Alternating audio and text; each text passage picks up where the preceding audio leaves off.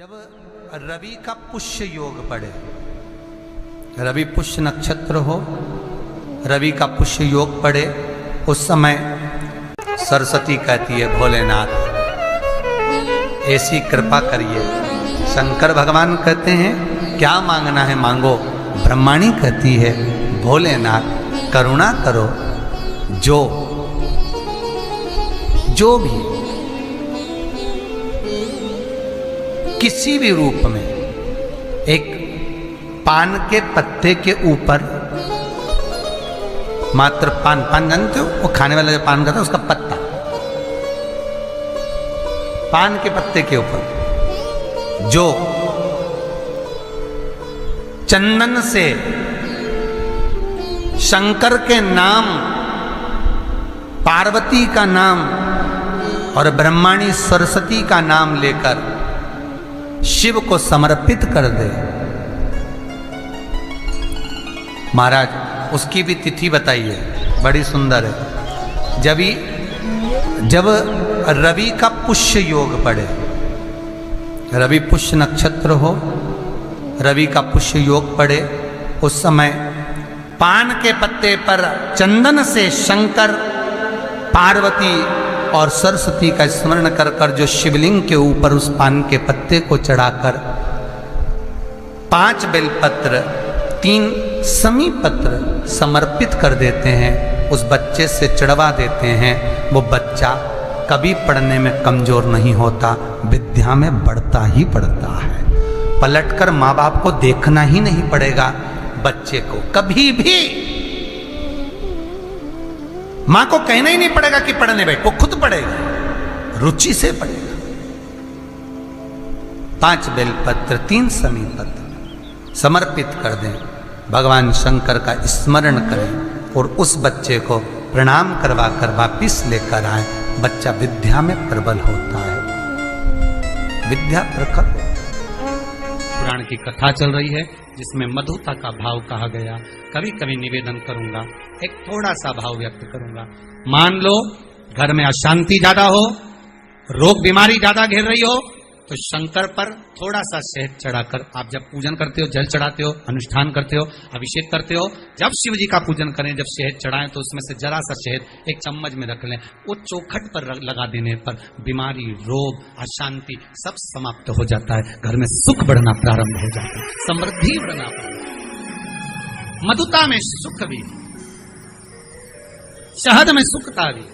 भगवान को जो समर्पित किया गया, एक एक पुष्प भगवान शंकर को जो दिया गया है, एक एक भाग जो शिव को दिया गया है, वो साधारण नहीं है।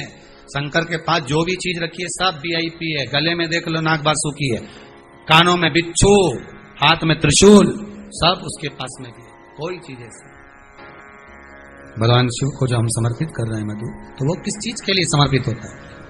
4 चीजें हैं भगवान शंकर को मधु क्यों चढ़ाया जाता है। पहला, रोग के निवारण की। दूसरा, शरीर की जो नाड़ियां हैं जो चोक हो जाती हैं, ब्लड को रोक देती हैं जाने के लिए, उसके लिए भी शिव को शहद चढ़ाया जाता है।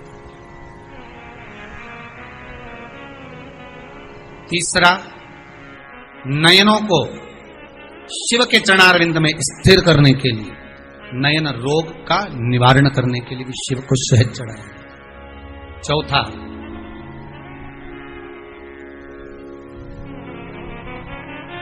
भगवान शंकर छोटे छोटे जीव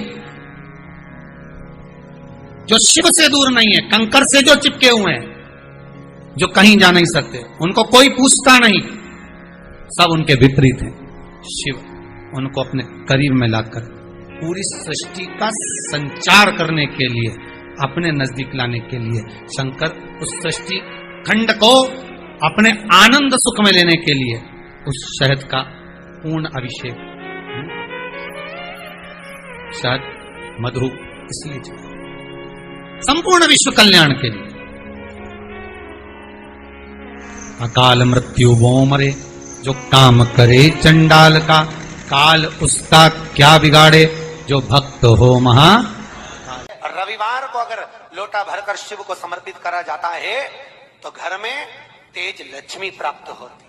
सोमवार के दिन भगवान शंकर को अगर जल चढ़ाया जाता है तो हमारे घर में शीतलता का अनुभव होता है। मंगलवार को अगर शिव जी के मंदिर में शंकर,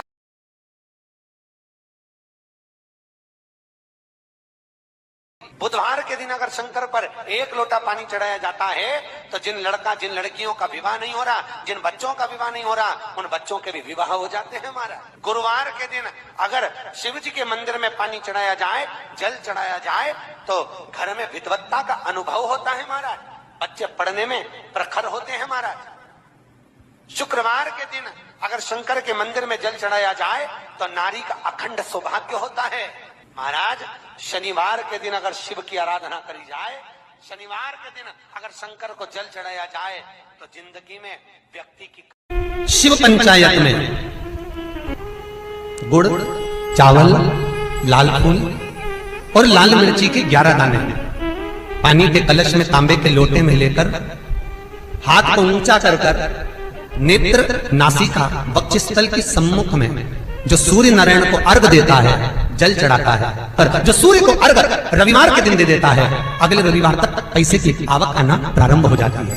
जो आज तक फोन नहीं उठाता वो फोन उठाना चालू कर देता है। माता जी से पूछते हैं इसको कहां लेकर जाऊं, मेरी पत्नी को कहां ले जाऊं, ये दरिद्रता जाए तो जाए कहां, इस दरिद्रता को कहां लेकर जाऊं, कहां रखूं इसको। इतने में दुर्वासा जी ने कहा, सुन दुस्साह मुनि, अपनी पत्नी दरिद्रता को अगर कहीं लेकर जाना है तो जो नारी, जो स्त्री शाम के समय पर चोटी करती हो, झाड़ू लगाती हो, या जो स्त्री दोपहर में सोती हो, उसके घर में इस दरिद्रता को लेके प्रवेश कर जाना।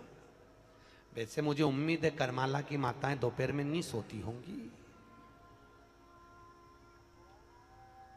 जो दिन में सोती हो, जिसके यहां रात में बर्तन झूठे पड़े रहते हो,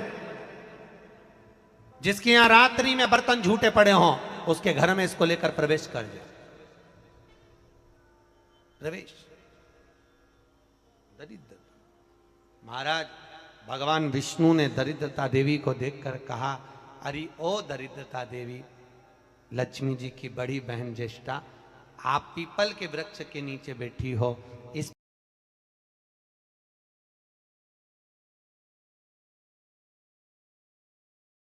के लिए आए हैं। शनिवार के दिन जो पीपल के वृक्ष के नीचे दिया लगाएगा, उसके घर में कभी संपदा की कमी नहीं होगी।